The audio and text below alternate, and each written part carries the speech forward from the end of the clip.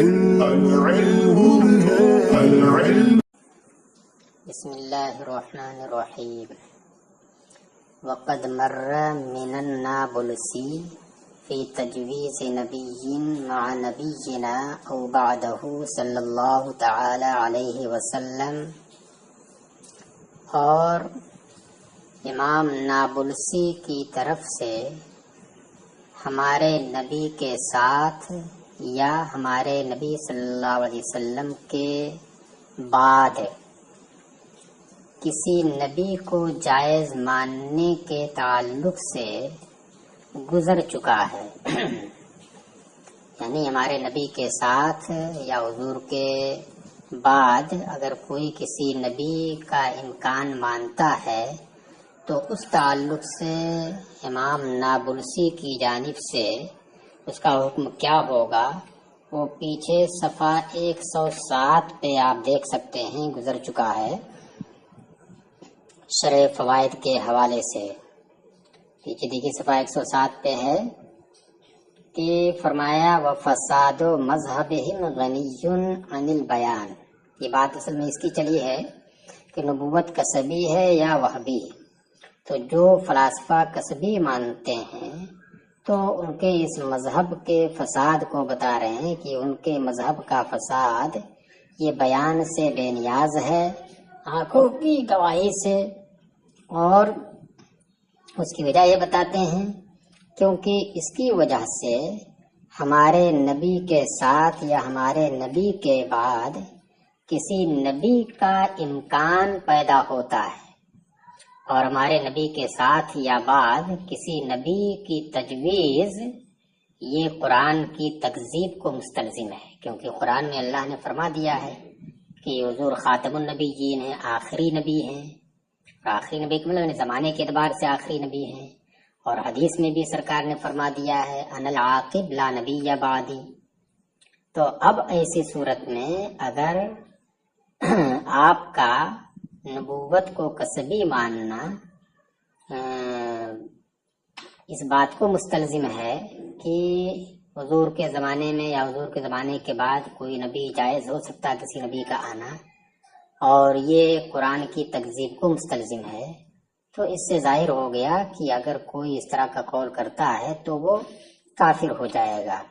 تو اسی کو کہہ رہے ہیں کہ امام نابلسی کی جانب سے ہمارے نبی کے ساتھ یا بعد کسی نبی کی تجویز کے بارے میں حکم گزر چکا ہے، اس لیے اس کا اعادہ کرنے کی ضرورت نہیں یہاں پر ہے، وہیں پیچھے دیکھ لیا جائے۔ وفی التحفہ شرح المنہاج فی کتاب الردۃ، اور تحفہ جو منہاج کی شرح ہے اس کے اندر کتاب الردہ میں ہے، اس کے ایک حصے کتاب الردہ کے عنوان سے جو ہے اس کے تحت ہے، اس میں ہے کہ جہاں پر یہ آیا ہے کہ ایسا کرے تو کافر ہے، ایسا کرے تو کافر ہے، اسلام سے نکل جائے گا، مرتد ہو جائے گا، تو اسی کی تفصیل بیان کرتے ہوئے یہ فرمایا ہے او کذب رسولا او نبیا، یا کوئی شخص کسی رسول یا نبی کو جھٹلائے تو کیا حکم اس کا ہے، کافر ہو جائے گا۔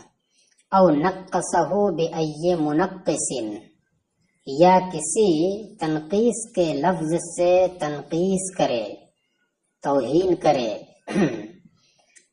تو بھی کافر ہو جائے گا۔ کأن، مثال اس کی دی ہے تنقیس کس طرح کرے، جیسے مثال کے طور پر کأن صغر اسمہ مریدن تحقیرہ، جیسے کہ وہ حضور کے نام کی تصغیر کرے، حضور کے نام کی تصغیر کرے تو وہ کافر ہو جائے گا، لیکن اس کے ساتھ یہ قید لگی ہے مریدن تحقیرہ، آپ کی تحقیر کے ارادے سے آپ کے نام کی تصغیر کرے، یہ مریدن تو کافر ہو جائے گا۔ تو مریدن تحقیرہ کی قید اس وجہ سے ہے کہ کبھی آدمی کسی کے نام کی تصغیر از راہ محبت کرتا ہے محبت کے ارادے سے کسی کے نام کی تصغیر کرتا ہے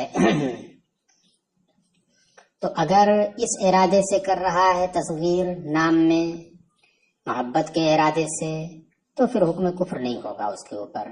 ہاں تحقیر کے ارادے سے، جیسا کہ عام حالات میں یہی ہوتا ہے کہ کسی کے نام کو جو بگاڑتے ہیں، تصغیر کرتے ہیں، تو اس سے مراد اس کی حقارت ہی ہوتی ہے، تو بلا شبہ وہ کافر ہو جائے گا۔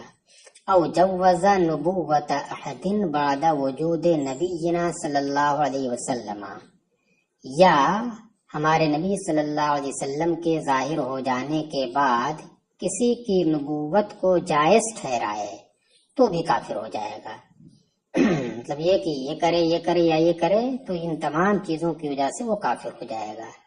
لیکن اب یہاں پر ایک سوال پیدا ہو رہا ہے، اسی سوال مقدر کا جواب دے رہے ہیں وہ عیسیٰ سے۔ سوال یہ ہوتا ہے کہ آپ نے کہا کہ ہمارے نبی کے بعد، ہمارے نبی کے آ جانے کے بعد کسی کی نبوت کو جائز ٹھہرائے تو کافر ہو جائے گا۔ تو سوال اس پر یہ ہوتا ہے کہ حضرت عیسیٰ علیہ السلام تو بعد میں آخر زمانے میں آئیں گے ہی، نبی ہی رہیں گے وہ تو وہ تو ہوگا ہی، اور آپ نے اس پر حکم کفر لگا دیا ہے۔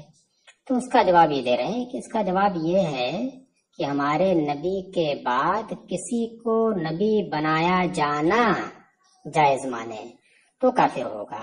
رہی بات عیسیٰ علیہ السلام کی، تو عیسیٰ علیہ السلام تو حضور کے پہلے ہی نبی بنائے جا چکے ہیں۔ حضور نبی نبوت آپ کو جو ملی ہے وہ حضور کے پہلے ہی نبی بنائے جا چکے ہیں، اور پھر آخر میں جو آئیں گے تو حضور کی امت بن کر کے آئیں گے۔ وعیسیٰ، اسی کا جواب، وعیسیٰ علیہ السلام نبیا قبل فلا یردو، اور یہ بات موسیٰ علیہ السلام کی، تو انہیں حضور سے پہلے ہی نبی بنایا جا چکا ہے۔ نبیا، نبا ینبو، تنبی، نبی بنانا، فلا یردو، لہذا ان کے بعد میں آنے کی وجہ سے اعتراض نہیں وارد ہوگا۔ چلیے، وَمِنْهُ تَمَنِّ النُّبُوَّةِ بَعْدَ وُجُودِ نَبِيِّنَا صلی اللہ علیہ وسلم، اور اسی میں سے یعنی امور کفر میں سے نبوت کی تمنا کرنا ہے، چاہے اپنے لیے نبوت کی تمنا کرے کوئی شخص یا کسی غیر کے لیے نبوت کی تمنا کرے۔ کب؟ ہمارے نبی صلی اللہ تعالی علیہ وسلم کے وجود کے بعد، حضور کے وجود سے پہلے تمنا کر سکتا ہے تو لیکن حضور کے وجود کے بعد اگر کوئی شخص نبوت کی تمنا کرتا ہے، اپنے لیے کرے یا کسی اور کے لیے، تو اس کا مطلب یہ ہے کہ حضور کے بعد کسی نبی کی آمد کو وہ جائز مانتا ہے، اور یہ جائز ماننا یہ حضور کے خاتم النبیین کے خلاف ہے۔ تو یہ چیز بھی امور کفر میں سے ہے۔ کتمنی کفر مسلم بقصد الرضا به للتشدید علیہ، جیسے کہ کسی مسلمان کے کفر کی تمنا کرنا اس کے کفر پر راضی ہونے کے ارادے سے۔ کسی کوئی مسلمان ہے تو اس کے کفر کی تمنا کرے، معاذ اللہ کاش یہ کافر ہو جائے، اور پھر اس کے کفر کو پسند کرتے ہوئے اس کے کفر پر راضی ہونے کے ارادے سے اس کے کفر کی تمنا کرے تو کافر ہو جائے گا وہ۔ لت تشدید علیہ، اے لا بقصد تشدید علیہ، نہ کہ اس کے اوپر سختی کرنے کے ارادے سے۔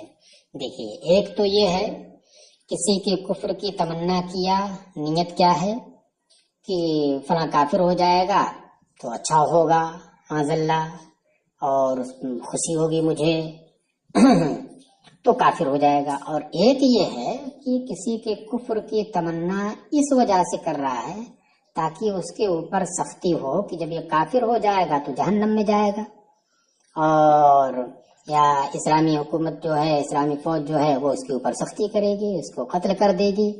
تو اس نیت سے اگر کر رہا ہے تو یہ بھی اچھا نہیں ہے، لیکن اس کی وجہ سے کفر کا حکم نہیں لگے گا، کیونکہ کفر کے اوپر رضا اس کی نہیں ہے، بلکہ اس کی نیت کیا ہے؟ اس کے اوپر سختی کرنا۔ چلیے، وَمِنْهُ أَيْضًا لَوْ كَانَ فُلَانٌ نَبِيًّا مَا آمَنْتُ، اور اسی میں سے امور کفر ہی میں سے یہ بھی ہے، کیا ہے؟ دیکھیے عبارت تھوڑی سی یہاں پر پیچیدہ ہوگی، بہت مختصر کر دی۔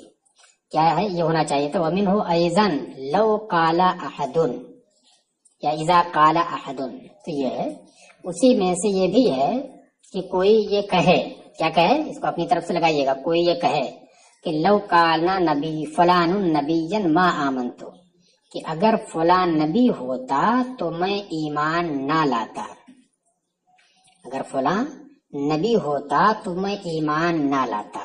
یہ ایک جملہ ہو گیا اس کا. تو یہ کفر ہے. کیوں کفر ہے؟ دیکھیے اس وجہ سے کفر ہے کیونکہ جو نبی ہوگا اللہ کی جانب سے، جو بھی نبی ہوگا تو نبی کے اوپر ایمان لانا یہ ضروری ہے. اگر نبی کے اوپر کوئی ایمان نہ لائے تو یہ کفر ہے. تو جس طریقے سے کفر کرنا کفر ہے، اسی طریقے سے کسی کفر کا عزم کرنا، ابھی کیا نہیں ہے مگر مستقبل میں یا ماضی میں کرنے کا عزم کرنا، یہ بھی کفر ہو جاتا ہے. تو جیسے کہ کوئی شخص ابھی آج کافر نہیں ہوا، آج جو ہے کوئی کفر کا کام نہیں کر رہا ہے، مثلاً بتوں کی پوجا نہیں کر رہا ہے، لیکن اس نے آج ہی عزم کر لیا معاذ اللہ کہ کل میں پوجا کروں گا، تو آج ہی کافر ہو جائے گا. کفر حالانکہ کیا نہیں لیکن عزم کفر کر لیا. تو اب کوئی بھی نبی ہو تو اس نبی کے اوپر ایمان لانا یہ ضروری ہے ایک مومن کے لیے. ایمان نہ لانا یہ کفر ہے. تو اب اگر کوئی ایمان نہ لانے کا عزم کرے نبی کے اوپر، اسے نبی مانتے ہوئے، تو یہ کفر کا عزم کرنا ہے جو کفر ہے. تو اس میں اس نے نبی ماننے کی تقدیر پر لو کان فلان نبیًا، اس سے قطع نظر کرتے ہوئے کہ نبی کا وجود ممکن ہے کہ نہیں ممکن، اس سے قطع نظر کرتے ہوئے نبی ماننے کی تقدیر پر اس نے کیا عزم کیا؟ ما آمنتو، کہ میں اس پر ایمان نہ لاتا. اور ایمان نہ لانا نبی کسی کو مان کر کے یہ کفر ہے. تو اس وجہ سے یہ کلمہ کفر ہو گیا، اس سے قطع نظر کرتے ہوئے کہ نبی ممکن ہے کہ نہیں ممکن ہے، اس سے قطع نظر کرتے ہوئے. اب آگے دیکھیے، آگے کا جملہ آ رہا ہے او آمنت بہ، یعنی شرط ایک ہی ذکر یہ ہے کہ یہ جزا دو ذکر کی ہے، تو دونوں کو الگ الگ کر لیجئے گا.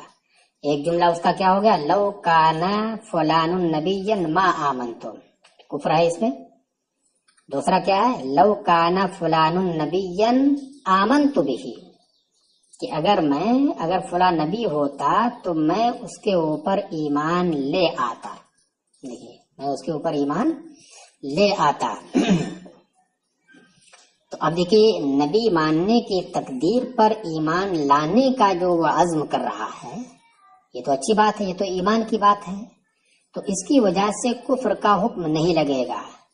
اسی لیے ہاں البتہ اس میں اگر یہ قید جوڑ دی جائے کہ وہ جو ہے اس کو جائز ٹھہرا رہا ہے، یعنی حضور کے بعد کی بات ہو رہی ہے اور حضور کے بعد نبوت ملنے کو جائز ٹھہراتے ہوئے اس تقدیر پر یہ کہہ رہا ہے کہ اگر فلاں نبی ہوتا تو میں ایمان لے آتا. تو ایمان لے آتا یہ کفر نہیں ہوا. وہ جو لوکانہ فلان نبیًا اس نے کہا، یعنی نبوت کو حضور کے بعد جائز جو ٹھہرایا، اگر جائز ٹھہرایا ہے، یہ اس کی نیت ہے کہ وہ جائز مانتا ہے تو کفر ہوگا. اور اگر اسے محال مانتا ہے، اور اگر یہ محال مانتا ہے کہ حضور کے بعد کوئی نبی نہیں آئے گا، محال مانتا ہے، تو محال مانتے ہوئے اگر یہ کہہ رہا ہے کہ لو کان فلان نبیًا آمنت بہ، تو حکم کفر نہیں ہوگا، کیونکہ ایک محال کے اوپر دوسرے محال کی تعلیق ہے کہ اگر فلاں نبی ہوتا، جبکہ نبی ہونے کو مان رہا ہے کہ یہ محال ہے، تو اس محال کے اوپر نبی ہوتا تب ایمان لانا ہوتا، تو اس محال کے اوپر دوسرا محال یعنی اس پر ایمان لانا، اس کو معلق کر رہا ہے، لہذا اس کی وجہ سے کفر کا حکم نہیں ہوگا. بات سمجھ میں آ گئی ہوگی. تو دو جملے ہو گئے. اگر یہ کہا کہ اگر فلاں نبی ہوتا تو میں ایمان نہ لاتا، تو اگر فلاں نبی ہوتا تو اس سے قطع نظر کرتے ہوئے کہ فلاں کے نبی ہونے کو جائز ٹھہرا رہا ہے، یعنی حضور کے بعد کسی دوسرے کو نبوت ملنے کو جائز مان رہا یا نہیں مان رہا ہے، اس سے قطع نظر کرتے ہوئے جو اس نے نبی ماننے کی تقدیر پر ما آمن تو کہہ دیا کہ میں ایمان نہیں لاتا، یہی کیا ہے؟ کفر ہو گیا. کیونکہ نبی کی کو مان لینے کے بعد اس پر ایمان نہ لانا یہ کیا ہے؟ کفر ہے. اور دوسرا جملہ یہ ہوا کہ اگر فلاں نبی ہوتا تو میں اس پر ایمان لے آتا. تو ایمان لے آتا تو ظاہر سی بات جب نبی آپ مانیں گے تو ایمان لانا ضروری ہوگا, تو یہ کفر ہوگا نہیں.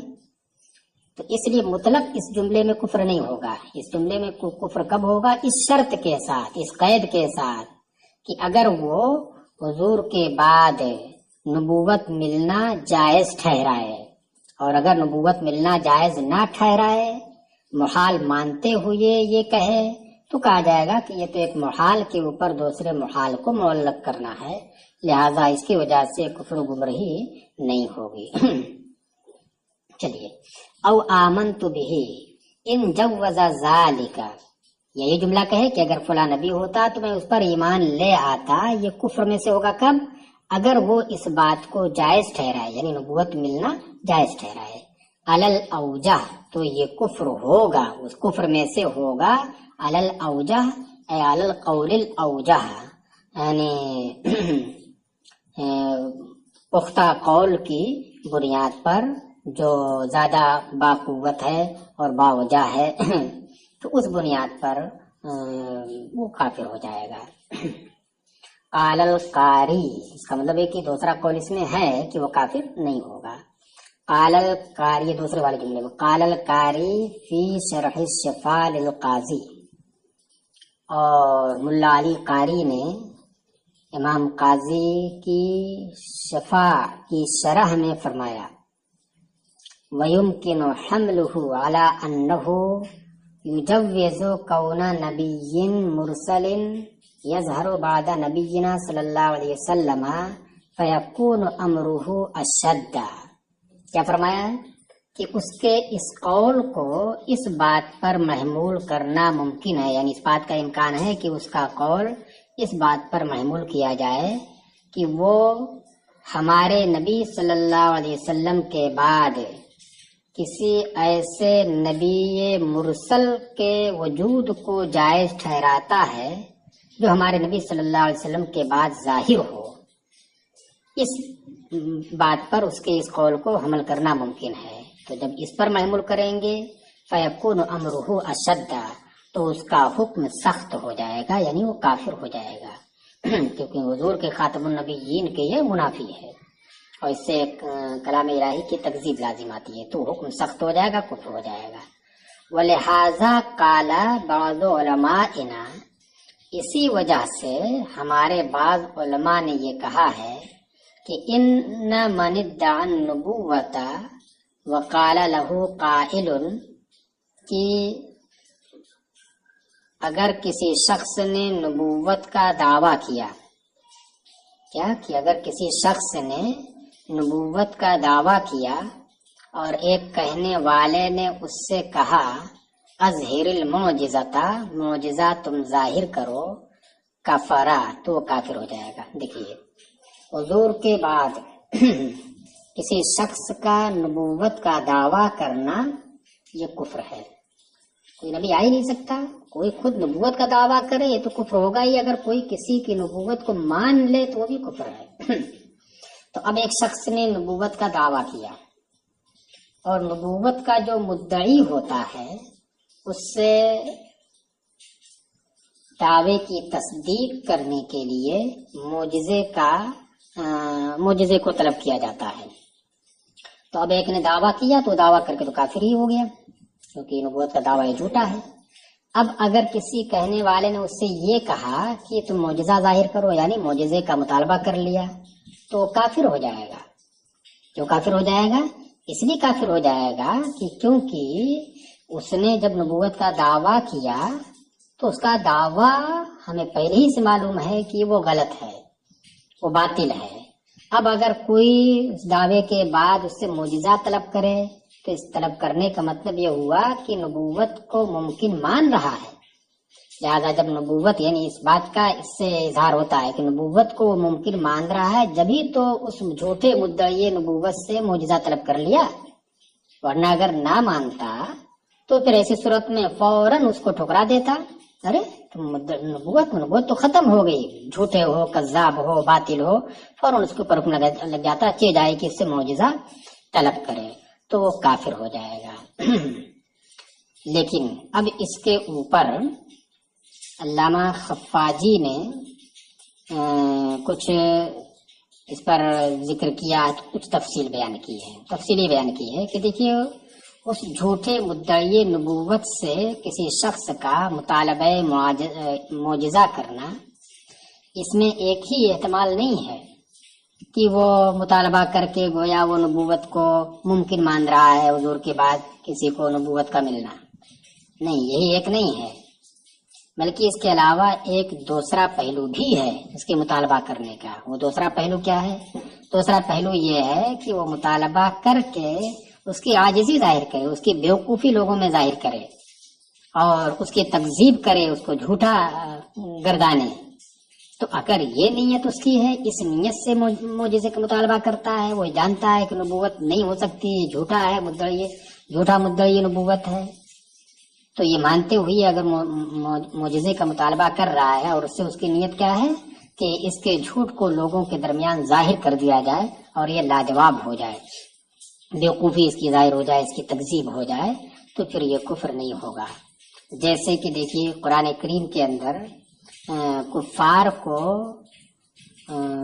قرآن کے حوالے سے چیلنج کیا گیا کہ تم کوئی ایک سورہ لے آؤ، فاتو بسورۃ من مثلہ ودعوا شہداءکم من دون اللہ ان کنتم صادقین، تو تم اس کے مثل، اگر تم سچے ہو تو اس کے مثل تم کوئی ایک سورہ لے آؤ۔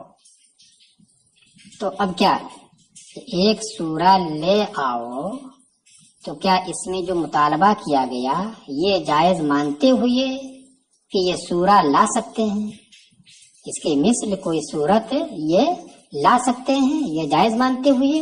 نہیں، یہ جائز مانتے ہوئے اگر یہ کہا گیا ہوتا تو پھر آگے کیوں یہ کہا جاتا فَإِن لَّمْ تَفْعَلُوا وَلَن تَفْعَلُوا، بس اگر تم نہیں کر سکتے اور ہم بتائے دیتے ہیں کہ تم ہرگز نہیں کر پاؤ گے، اس کا مطلب کہ جائز نہیں مانا گیا۔ پھر بھی مطالبہ کس لیے کیا گیا؟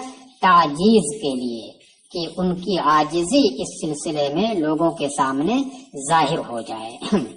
تو اسی طریقے سے اگر کوئی شخص جھوٹے مدعی نبوت سے معجزے کا مطالبہ، معجزے کو ظاہر کرنے کا مطالبہ اس نیت سے کر رہا ہے، یہ جانتا ہے یہ جھوٹا مدعی نبوت ہے، مطالبہ اس لیے کر رہا تاکہ اس کی بیوقوفی لوگوں میں ظاہر ہو جائے اور اس کی تکذیب ہو جائے۔ تو یہ تفصیل نیچے کی عبارت میں امام شہاب الدین خفاجی نے کی ہے، دیکھیے قال الخفاجی فی ذیل، خفاجی نے کس میں کہا؟ وہی نسیم الریاض میں، قاضی عیاض شفاء القاضی عیاض ہے تو اس کی شرح آپ نے کی ہے نسیم الریاض۔ ایک شرح تو ملا علی قاری نے کی ہے جیسا کہ اوپر آیا قال القاری فی شرح الشفاء للقاضی، اور دوسری شرح ہے امام شہاب الدین خفاجی کی نسیم الریاض کے نام سے۔